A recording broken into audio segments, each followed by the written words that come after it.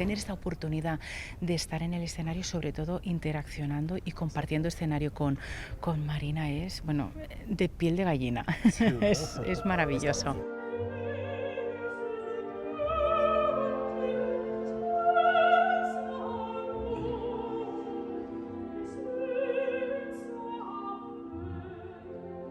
En el que ella en la primera parte está todo el rato dormida, ¿no? Y nosotras, cada una de nosotras interaccionamos de diferente manera según el texto que nosotras cantamos. Yo, por ejemplo, al final tengo un momento, bueno, durante toda el aria tengo un momento muy bonito, porque cada vez que la orquesta me está acompañando y estamos avanzando en el aria, yo me la voy mirando, ¿no? Allí como está durmiendo plácidamente, y al final de todo, ¿no? El hecho de decir lo que fue la mujer y pobre, un ser humano, ¿no? Que por morir por amor muchas veces, ¿no? El no ser correspondido y en soledad. To love and hate,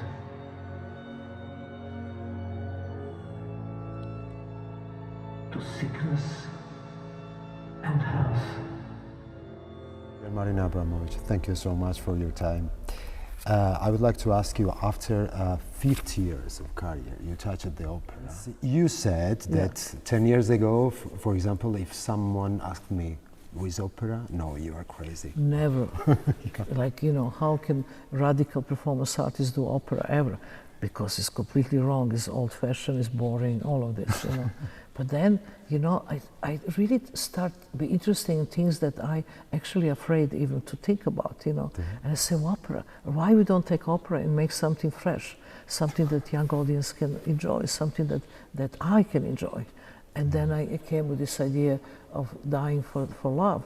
And I mean, there's so many now operas done also, you know, with the different subjects, like, you know, they're changing the sets into psychiatric clinic or in supermarket, whatever. You know, it's not new. And nobody ever think about only showing the dying. And the dying is always culmination. So I'm showing basically constantly crescendos of every opera.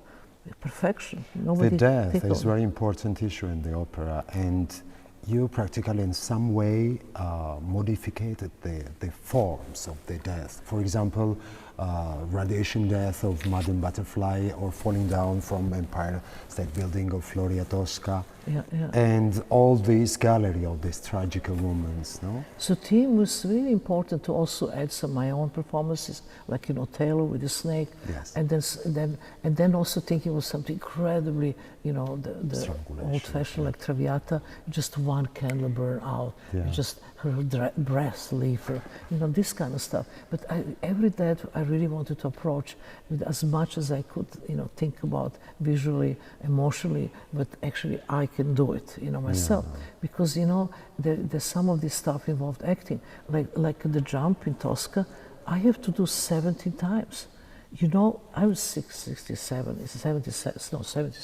You know how difficult it is to jump 70 times to get the shot? Oh my God. Because, you know, you have to be relaxed. You know, of course, it's a green screen and everything is true, but you have ropes and you have to be relaxed in this position. And plus, when you reach the ground, you really have to hit it, because otherwise it doesn't work. And I was thinking, what you hit? Let's hit on the car.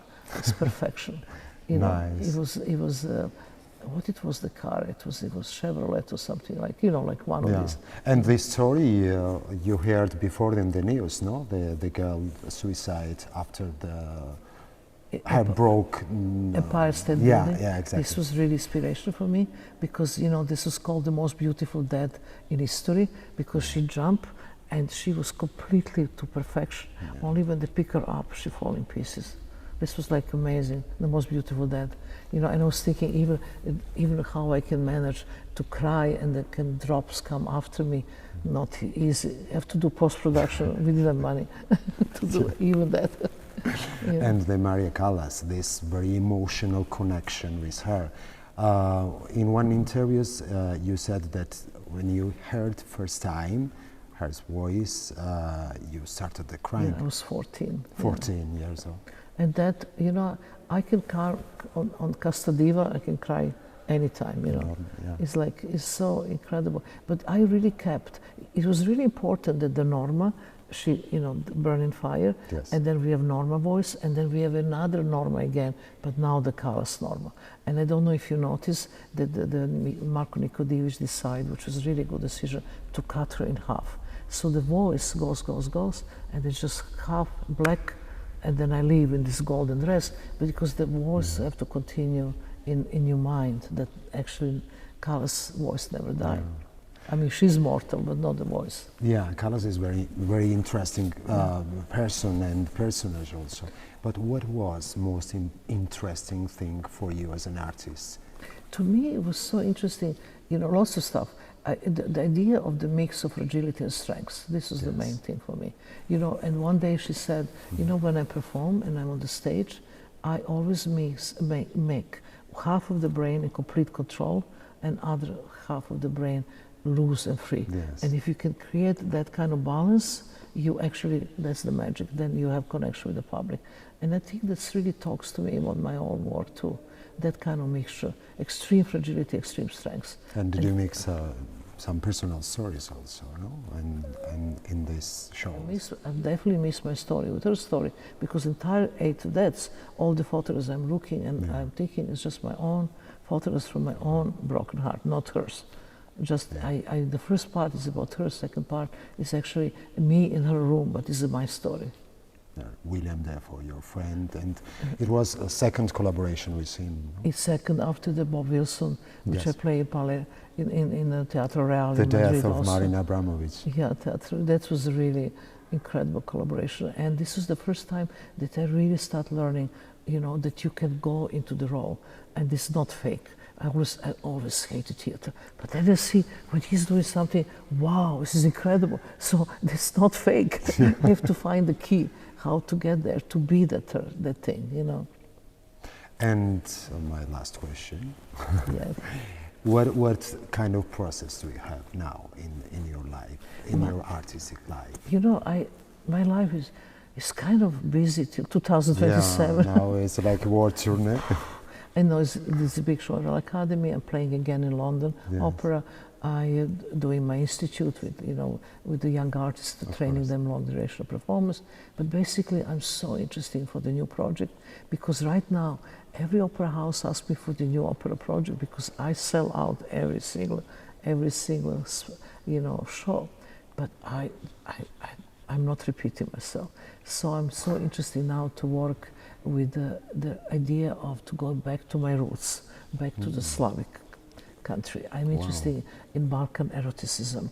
I'm interested in stories from 15th century, 14th century. I'm interested in throat the singing. I'm interested to visit Georgia. I'm interested, you know, one of my biggest, I can say, grandfather in my life is Parajanov. You know, these kind of things. There's so much things to rediscover past and create new mix. And this is what I mean, you know, mix the dance and performance in a very new way. So I'm hoping to make this ready for 2025. I need 2 years. This opera took 2 years to actually put together. It looks simple, lots of work.